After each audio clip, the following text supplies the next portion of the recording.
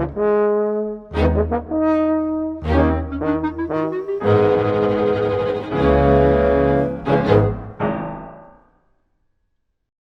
already at Wednesday at Le Giornate del Cinema Muto, Pordenone Silent Film Festival, and as always, the week is galloping along.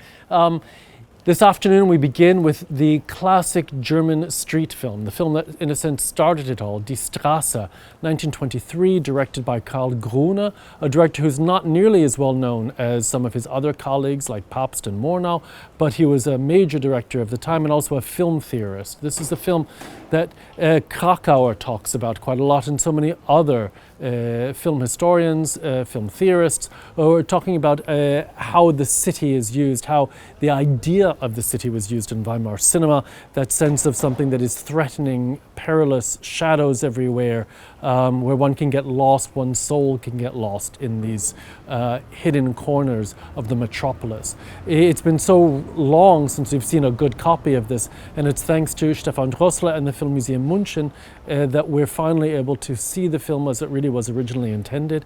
Gunther Buchwald and Frank Bocchius will be accompanying it, so a wonderful, wonderful afternoon. That's followed by a program of early British films from the Filmoteca de Catalunya. Now, one maybe not doesn't always think about British films being in Spanish collections. Of course, in the earliest years of cinema, British cinema was extremely well distributed worldwide. And in the Filmoteca de Catalunya, they have 39 early British films, some of them unique. Our colleague Bryony Dixon, when she was brought in to look at these films, she was very excited because there are films that don't exist in Britain. These are films that begin from 1897, so we're really talking the beginning of cinema, and they run the gamut from a film showing King Alfonso and Queen Ina of Spain just before their wedding to a delightful comedy about fixing a swing, an extraordinary procession of sort of traveling performers who had just gone to visit Queen Victoria, phantom train rides. This is a beautiful compilation and reminds us again of the riches that are in the world's archives that need to be restored and screened on the big screen. After that, the Jonathan Dennis Memorial Lecture.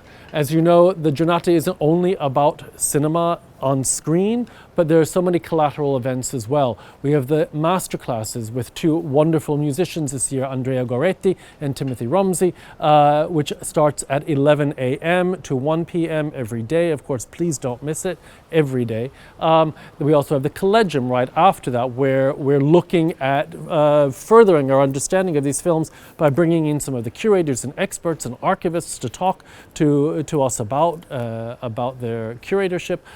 But then we have two lectures. So today, Jonathan Dennis Memorial Lecture, which is being delivered by Mindy Johnson, a filmmaker, a scholar from California, who made the extraordinary discovery of one of the earliest known women animators, Bessie May Kelly. When her discovery was announced, there were big articles in the newspapers worldwide. The New York Times ran a very large piece. We're really thrilled that Mindy was able to come to share her discoveries with us and showing us also during the lecture some of Bessie May Kelly's films. We have our dinner break. We're very happy to hear that. And then afterwards in the evening, our midweek event. For years now we've been doing a special musical event also on the Wednesday. This year, Maud Nellison has composed a terrific score for Maurice Elvey's Hindle Wakes, a British film that many people see as a proto-feminist film.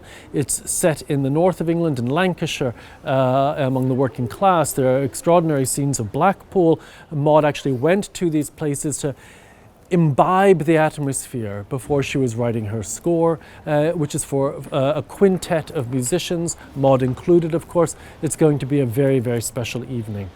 We'll see you then.